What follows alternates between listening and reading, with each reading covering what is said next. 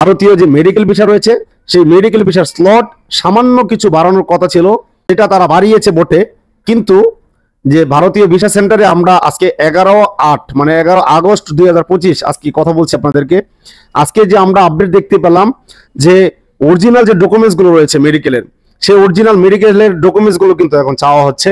এবং আপনি যদি কোনো ধরনের স্ক্যান কপি নিয়ে আসেন, যে অরিজিনাল ডকুমেন্টস গুলো আপনি না দেখাইতে পারেন, তাহলে কিন্তু আপনার ফাইল তারা জমা নেবে না। এই জিনিসটা মাথায় রেখে কিন্তু আপনারা ফাইল জমা দিতে আসবেন, অন্যথায় কিন্তু আপনারা এত কষ্ট করে দূর দূরান্ত থেকে এসে আপনাদের কষ্ট পোহাতে হবে এবং চলে যেতে হবে, ফাইল কিন্তু জমা দিতে পারেনি। আজকেও অনেক আমার বন্ধুগণ, অনেক আমার ভাই, তাদেরকে ঘুরে যেতে আমি দেখেছি নিজের চোখে। তাই আপনাদেরকে বলবো, বিনা নোটিশে ভারতীয় ভিসা সেন্টার থেকে যখন মন চায় তখন কিন্তু একটা আপডেট তারা চালু করে দেয়। ঠিক তেমনি ভাবে এই আপডেটটা কিন্তু তারা চালু করে দিয়েছে।